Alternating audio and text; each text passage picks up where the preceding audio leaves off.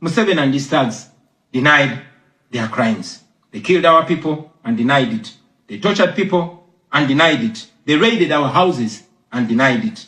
General Museveni has been a smart dictator because he puts on a suit, goes to the West and to the UN, speaks very nicely about democracy and human rights. But realistically, he does not mean any of those.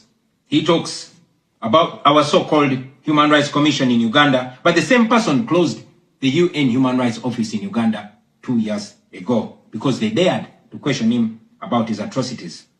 Now that is how he has been able to maintain a facade of democracy for 40 years and counting. But now Museveni is 83 years old, and his 51-year-old son, Muhoozi Kainerugaba, commands our military, the Uganda People's Defense Forces, more like Uganda's defense against his own people. And he's effectively in charge. Unlike his father, Muhoozi does not play the role of a good dictator. He openly and shamelessly says despicable things on social media. On Twitter, he openly confesses and brags about committing atrocities against the people of Uganda. When he was summoned by Parliament, he called Parliament a house of clowns and fools, and he threatened to arrest all of them. He describes judges of the Supreme Court of Uganda as clowns in wigs, and he has threatened to crush all journalists that dare to criticize his actions. In April last year, he abducted, detained, and tortured my close friend and bodyguard called Eddie Sebufu, also known as Eddie Mutwe. He later on posted on Twitter naked pictures of Eddie, boasting that Eddie Mutwe was in his basement learning Museveni's mother tongue, Bunyankole. Last month, he bragged about killing 22 of my friends, and he said that he's praying that I am the 23rd person for him to kill. In other words, Museveni and his son no longer fear international retaliation for their crimes. They've been so emboldened by your lack of action. They know that they can murder their own people, imprison them, torture them, remove their fingernails, push needles down their testicles, and nothing will happen to them. Now, they're using rape as a weapon. Boys and girls, men and women, people of all ages have reported being sexually assaulted by Muhoozi's military. And it's not rare.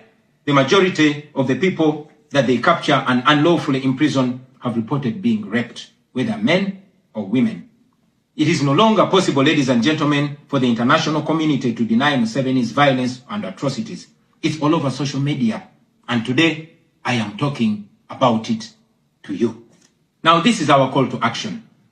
The way I see it, if the international community continues to be complacent, then Uganda will go from bad to worse. Museveni and his son's military will massacre many more innocent Ugandans. You, ladies and gentlemen, in the Western world, will be forced to grapple with millions of Ugandan refugees pouring into your countries. And maybe then, the international community will come and commiserate with the people of Uganda, just like they did after the genocide in Rwanda, but it was too late. The second option is that the international community rises to the occasion. You stand by the values that you profess, democracy and human rights. You can rein in on General Museveni and his son through targeted sanctions as well as financial and legal pressures. Ladies and gentlemen, Ugandans are not seeking for pity. Ugandans are only seeking to see the world take action against the individuals that have violated their rights for far too long. Those that have abused democracy with impunity should be the starting point. Please sanction these individuals. Sanction General Museveni. Sanction General Muhoozi. Sanction all the police and military officers that are responsible for gross human rights violations. Sanction those commanders. Sanction the judicial officers that have aided criminality through deliberately misinterpreting the law or skewing it. Those that normalize electoral fraud. Those that remand to prison suspects that should actually be sent to hospital.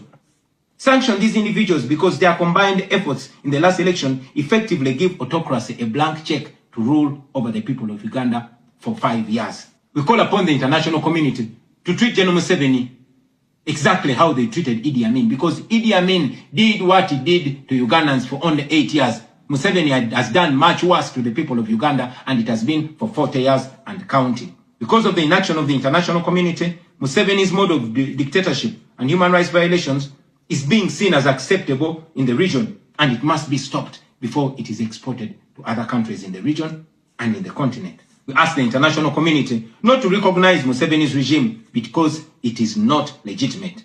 Please terminate any forms of cooperation with this government because he is not legitimate. On our end, as the people of Uganda, we are committed to non-violent means of changing our country, non-violent means of putting an end to this 40-year-old dictatorship. And you can be sure that the people of Uganda will sooner or later free themselves, because oppressed people cannot stay oppressed forever. With your help, friends, with the help of the international community and development partners, we can change our country. We can liberate Uganda before it is too late. I thank you for listening to me, for God and my country.